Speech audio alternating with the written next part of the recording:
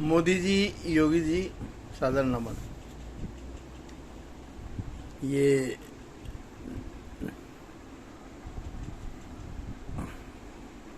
क्या बात है, आ क्यों नहीं रहा? ये मेरा वोट का निशान, शायद मेरा अंतिम वोट, क्योंकि मुझे लगता है कि जो साजिश करताएं हैं, जो हिंदुत्व, सनातन संस्कृति, आस्था, विश्वास और गौवंश को खत्म करना चाहते हैं, वो तो है ही गद्दार हैं और देशद्रोही हैं। लेकिन आप जैसे राष्ट्रवादी अगर उनका साथ निभा रहे हैं और आप नहीं चाहते कि गौवंश बचे या गौशाला चले,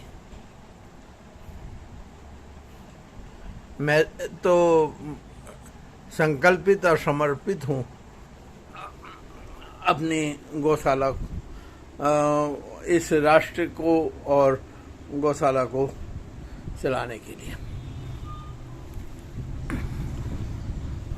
मेरे कई प्रयास सब विफल हुए हैं। लगभग 25 सालों से हमारी जो गौशाला चल रही है, वैध और अवैध, आप अवैध कह सकते हैं क्योंकि 25 सालों में जो हमारी गौशाला थी वो दिल्ली की गोचर भूमि पर थी, जो कि उत्तर प्रदेश सिंचाई विभाग की जमीन थी। कहना बड़ा आसान है, चाहे वो मोदी जी हो चाहे योगी जी हो, बार बार कहते हैं कि 70 सालों में कांग्रेस ने हमारी सारी जो विरासत थी उसको खत्म कर दिया। अरे आप 10 सालों में उन्हीं को आगे बढ़ा रहे हो। अंग्रेज अपने फायदे के लिए आए थे और वो यहाँ से गौवंश को मिटाना चाहते थे। उन्हें गौमांस की दरकार थी, लेकिन हम हिंदूवादी लोग और सनातनी, हम गौ माता को बड़ी आस्था के साथ, आज से नहीं, भगवान श्री कृष्ण के समय से या उससे भी पहले से मानते आए हैं और उसकी हमने प्रतिभा को देखा भी है और हमने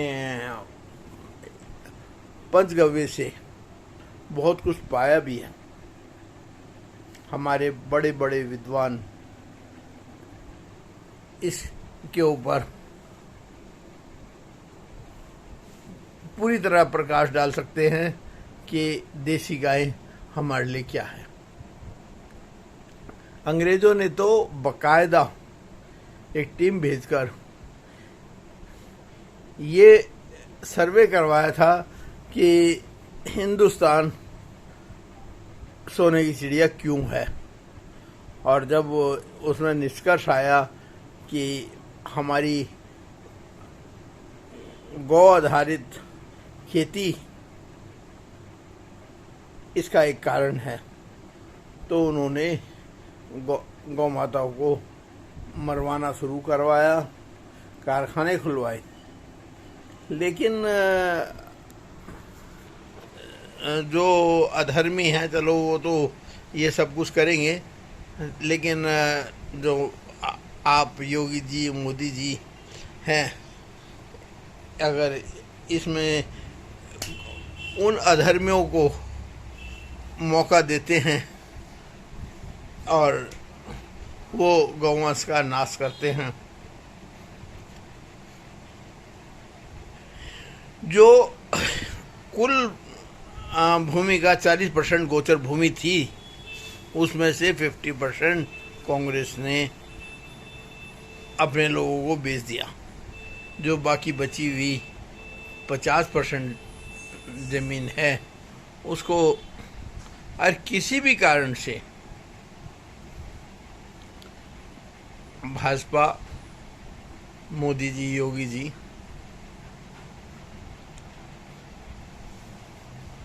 बेचने लगे या उसका दुरुपयोग करें, तो आप में और उनमें क्या फ़र्क रहेगा। मैंने पहले भी लिखा था कि हमारे को गौशाला चलानी मुश्किल हो रही है और हमारी मदद करें।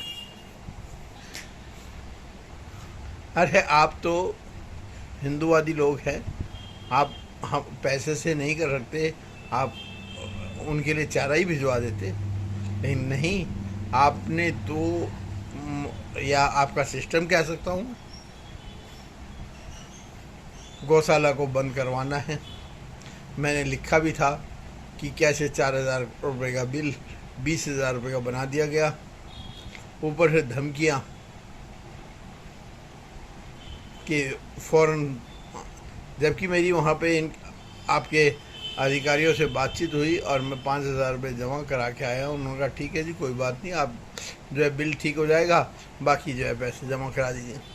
आप बिल ठीक नहीं करना चाहते, मीटर चेंज नहीं करना चाहते, केवल और केवल गौशाला को और हमें परेशान करना चाहते हैं। 20,000 क्या, आप 20 लाख का भी बनाएंगे, चाहे हमारे को कहीं भीख मांगनी पड़े, जगह जगह डब्बे लगाने पड़े जिसमें लिखें कि योगी सरकार गौशाला को बंद करने के लिए 20 लाख रुपए चाहती है, तो वो भी हम इकट्ठे कर देंगे। हमारे हिंदू बहुत ज़्यादा गाय के प्रति वफादार है। मेरा एक बहुत बड़ा उद्देश्य है कि गौवंश, देसी गौवंश से हम इस राष्ट्र और प्रदेश के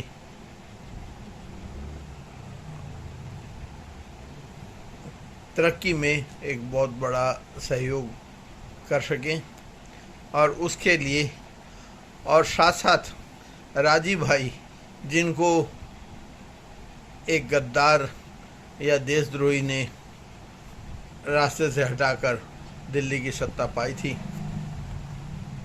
उनको न्याय दिलाने के लिए हम एक बहुत बड़ा राजीव भाई या राजीव दीक्षित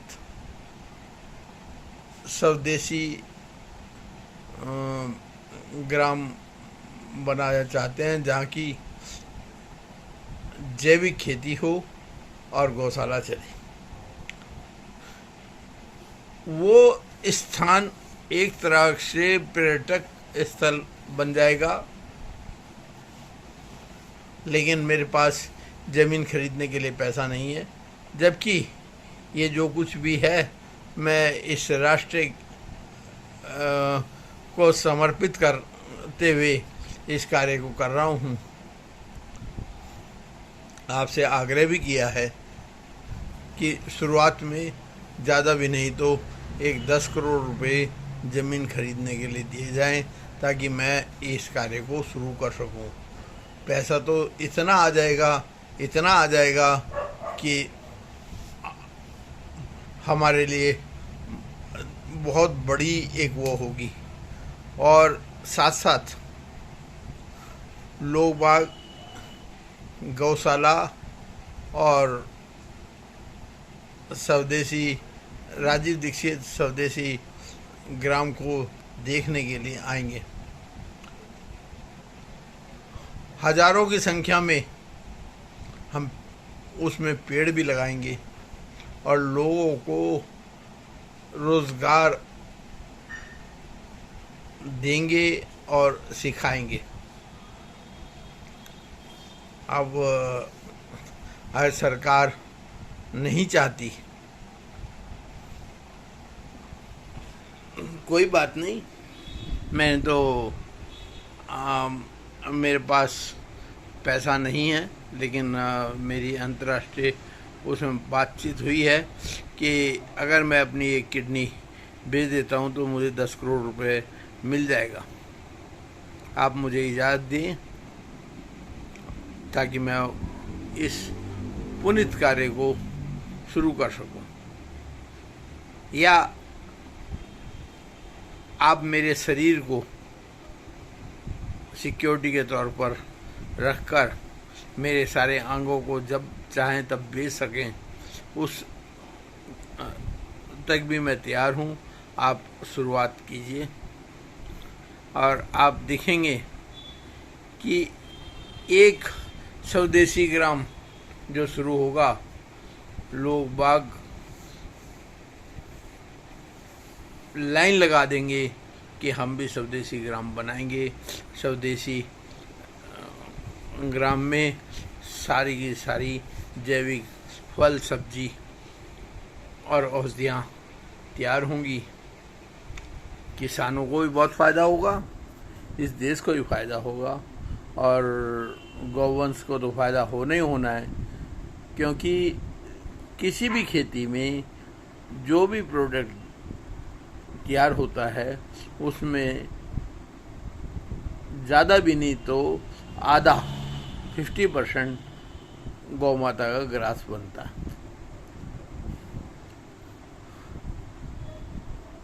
जागने का समय है। अब हमारे गुरुदेव ने हमें जो भी ज्ञान दिया है, उसी ज्ञान के ऊपर हम किसी को ब्लैकमेल नहीं कर रहे, हम केवल धर्म युद्ध लड़ रहे हैं, और धर्म युद्ध हम लड़ते रहेंगे। अगर मैंने कोई अपराध किया है, अब अपना सर्वस्व इस राष्ट्र और गौ माता को समर्पित और संकल्पित कर, तो मुझे उस अपराध की सजा दी जाए, मैं भुगतने को तैयार हूँ।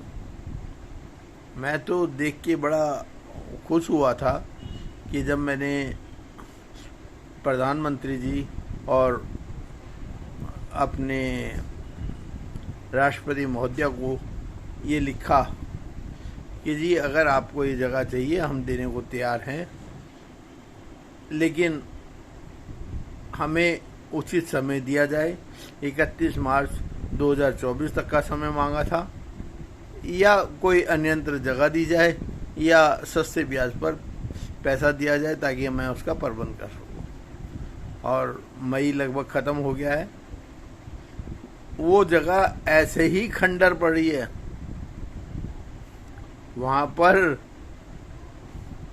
बहुत जल्दी लोगों के कब्जे होंगे। जगह जगह जो है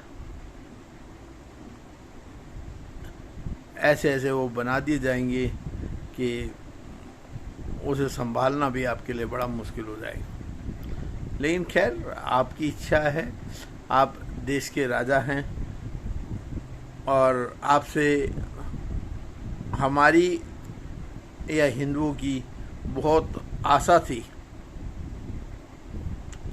जो हमारे 300 से भी ज़्यादा गौवंश उठाकर नर्क से भी नर्क में केवल स्वार्थवश भेज दिए गए, उसके पीछे जो उनके उद्देश्य थे, पैसा कमाना था या 5 स्टार होटलों में सप्लाई करनी थी, ये सब कुछ जानते हुए भी आप लोग चुप हैं। भाई राजीव दीक्षित को रास्ते से इसलिए हटाया गया था क्योंकि वो राजनीति में आ रहे थे, और वो उनके जो मुद्दे थे वो सारे के सारे इन भ्रष्टाचारियों ने उनको चुराकर उनके ऊपर बात की, और लोगों का मैं भी उनमें से एक था। मेरे को भी लगा कि हाँ ये कुछ करेंगे, लेकिन ये करना नहीं चाहते थे। ये केवल और केवल अपने आकाओं की पूर्ति कर रहे थे। पहले कांग्रेस को गालियां दी, फिर भाजपा को गालियां दी। कल अगर कोई भी और, चाहे वो समाजवादी पार्टी या तृणमूल कांग्रेस या कांग्रेस सत्ता में आ जाए या कोई और भी आ जाए, उनके साथ भी इस गद्दार ने वही कार्य करने हैं।